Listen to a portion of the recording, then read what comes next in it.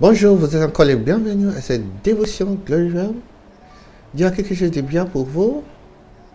Dieu est fidèle. Il est fidèle à toutes ses promesses. Il est ici pour accomplir ses promesses à vous.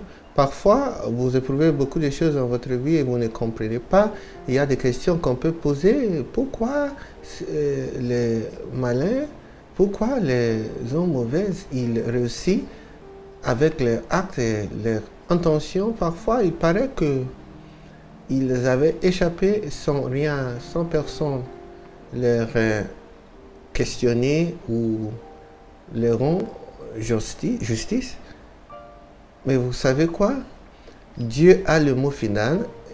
Lorsque Jésus était arrêté dans Jean chapitre 18 et Judas avait livré les soldats vers lui et les gardes du temple et ils avaient arrêté Jésus.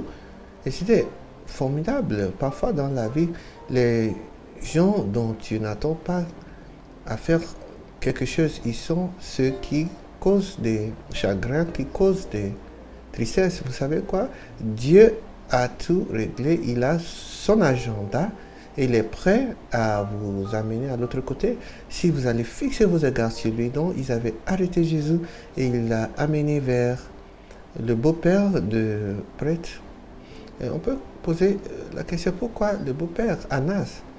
Pourquoi le beau-père de prêtre? Annas était le prêtre, il était le beau-père qui était le beau-père de Caïphe. Pourquoi? On va l'expliquer. Me suivez?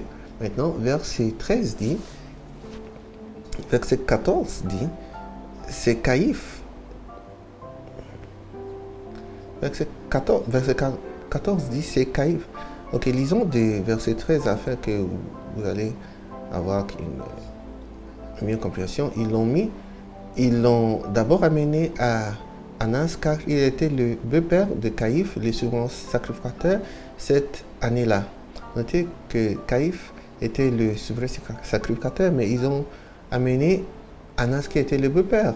Verset 14 dit, c'est Caïphe qui avait conseillé aux Juifs qu'il était opportun et pour leur bien-être qu'un seul homme meurt pour le peuple au lieu de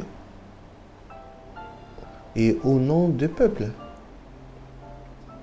Notez ceci, qu'un homme doit mourir. Donc Caïphe, souvenez-vous, lorsque Caïphe avait fait cette prédication, lorsqu'il avait exprimé ses désirs, chapitre 11, verset 48 à 50, ils étaient menacés par Jésus qui était maintenant très célébré, et s'il continue comme si il va prendre tout le monde pour lui. Ils avaient conspiré, et c'est l'heure-là que Caïphe a dit, il vaut mieux pour quelqu'un de mourir au lieu de toute la nation. Nous avons cela dans des autres passages que nous avons lus dans d'autres éditions de cette émission. Parfois notre ambition de la charnelle peut être la raison pourquoi les innocents ils souffrent, et cela arrive dans l'église aujourd'hui. Il y a beaucoup de gens qui ont des ambitions et il va faire ce qu'il veut pour détruire quelqu'un qui peut menacer menacer la position. Cela arrive aussi dans le politique. Et voici le cas dans cette situation ici. Notez que Annas était le beau-père de Caïphe. Il était aussi un prêtre. Mais maintenant, il était un prêtre maintenant. C'était son beau-fils qui était le Caïphe. Son histoire selon Joséphos, qui a enregistré et il a dit que Caïphe était il avait un cabal, il était le haut prêtre, son beau-fils est devenu le beau-prêtre et 5 de ses fils étaient des hauts prêtres. Donc il était quelqu'un qui était très très déterminé à voir que Jésus était tué. Imaginez, pensez-y, comment vous réglez les choses de Dieu. Il y a des personnes qui pensent que les choses de Dieu sont une affaire de famille, mais ce n'est pas droit. Ce n'est pas une bonne pensée de penser que parce que vous êtes dans vous avez une position dans l'église, vous êtes le chef des femmes dans l'église et vous voulez faire votre frère quelque chose dans l'église, c'est malheureux. Les choses que les gens ils font au nom du Seigneur. Maintenant, allons à verset 15. Nous sommes à verset 15 maintenant.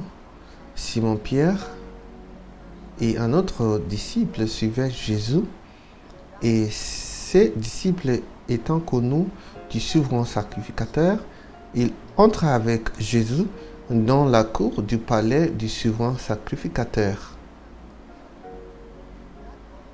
L'autre disciple là, c'est peut-être Jean lui-même. Lorsque Jésus était arrêté, il était pris chez Annas, le beau-père du haut prêtre, Caïphe.